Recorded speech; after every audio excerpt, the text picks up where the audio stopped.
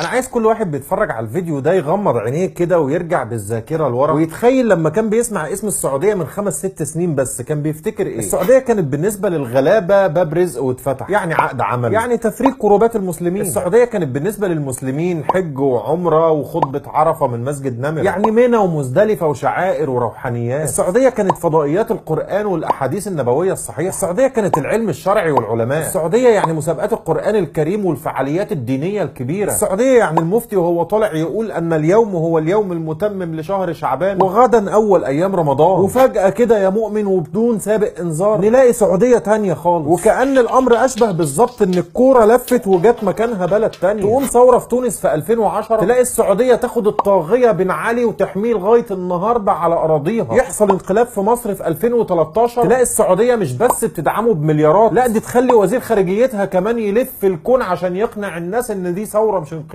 وهوب بتروح متضيره على الشعب اليمني اللي يا دوب قايم من تحت طاغيه وبيشم نفسه، تروح دافعه للحوثيين وتديهم كمان سلاح عشان يقمعوا بيهم الناس، ولما يختلفوا معاهم يروحوا عاملين تحالف ويدخلوا معاهم يفرموا في اليمنيين على ارضهم. السعوديه المسلمه حصرت جيرانها في شهر رمضان ورجعت القطريين من بيت الله الحرام، انت متخيل؟ ومن يومها ما شافوهوش تاني لحد النهارده. السعوديه اعتدت على سياده لبنان واحتجزت رئيس وزرائها واجبرته كمان على الاستقاله بكل بجاحه لحد ما جه رئيس فرنسا واخدوا من عندهم غصب عنهم في مشهد يقرف. السعوديه دفعت مليارات المسلمين لترامب وشعبها بيسأل الله على تويتر وبيتوسل لخادم الحرمين. بلد الحرمين قرصت الاردن من الودان وحجبوا الدعم عنهم عشان يضغطوا عليهم يقبلوا بصفقه القرن. السعوديه اللي خذلت المغرب وادت صوتها لامريكا في منافسه تنظيم كاس العالم عشان ما تزعلش ترامب. السعوديه ضيقت على الغلابه وقطعت عيشهم بالضرايب والرسوم وطفشتهم باحلى شياكه. السعوديه بقت MBC واكشن ومصارعه وحركات، بقت تمسك الريموت وتجيب قنوات سعوديه عشان تتفرج على تامر ونانسي وانغام. ايه اللي حصل؟ ايه اللي قلب الدفه وغير البوصله كده؟ اول تعليق بسمعه لما اقول السعوديه يقول لك خليك في بلدك. والله يا عم انا كنت مخليني في بلدي، وقال سعود هم اللي ما خلونيش افضل في بلدي. ما تسالهم يا عم هم اللي ما خلوهمش في بلدهم ليه؟ ما كفوش اذاهم عن ملايين المسلمين من جيرانهم ليه؟ صدروا شاب مراهق يسود وشهم ويعادي بيهم الدنيا بحالها ليه؟ ما تسالوش عن حجم التشفي من اسر شهداء الثورات اللي ذبحتوها، ولا تسالوا عن المعتقلين وبيوتهم اللي خربت بسبب الفلوس اللي دفعتوها، ولا تسالوا عن المطاردين والمهجرين بسبب السياسه الغم اللي بدعتوها. مش احنا اللي قتلنا الصحفي بتاعكم في قنصليه بلاده، ولا احنا اللي بعتنا جزارين ينهوا حياته ويحرموه من ولاده، ولا احنا اللي فضحناكم عند الواشنطن بوست والجارديان ونيويورك تايمز ورويترز واسوشيتد بريس. احنا لا حول لنا ولا قوه ولا حد بيسمعنا غير رب العالمين. ليه ما تكونش دي دعوه من الشيخ صفر الحوالي اللي اخدتوه من بيته الفجر وانابيب الاكسجين والدم متعلقه في كل حته في جسمه ومحدش يعرف مصيره لحد النهارده؟ ليه ما يكونش الشيخ سلمان العوده قال اللهم انتقم من جوه زنزانته الانفراديه وربنا استجاب؟ مش يمكن تكون ام مقهوره على عيالها وقالت روحوا ربنا يفضحكم وربنا ما ردش دعوتها؟ انا مستغرب ان انتوا مستغربين من حجم الكره ده. انتوا متخيلين كم مليون عربي ومسلم مستني اليوم اللي يقفل فيه الصفحه الغبيه دي من تاريخ البشريه؟ زرعتكم وزرعه عيال زايد هي اسوأ زرعه حصلت في تاريخ العرب من بعد ابو جهل واميه بن خلف، وادي ربنا سلط عليكم انفسكم بسلطانكم وسلاحكم ورجالتكم، رسمتوا انتوا فضحتكم، والعالم كله النهارده بيحاسبكم على كل جرايمكم متلخصه في قضيه جمال عليه رحمه الله. احنا برغم المعتقلين ومن نحسبهم عند الله شهداء والمطاردين الا انك تلاقي العزه في نفوسنا، محدش كسر عينينا وبنحط صباعنا في عين الطخين، مش مخزيين في قصورنا ومكسور عينينا ومش عارفين نرد بكلمه، والعالم كله بيشاور علينا وبيقول لنا يا مجرمين. فسبحان الذي اذل من بعد عز، وسبحان الذي قهر من بعد طغيان، وسبحان الذي نصر المظلوم رغم ضعفه وهزم الظالم بين جبروته وسطوته، والحمد لله الذي شفى صدور قوم مؤمنين.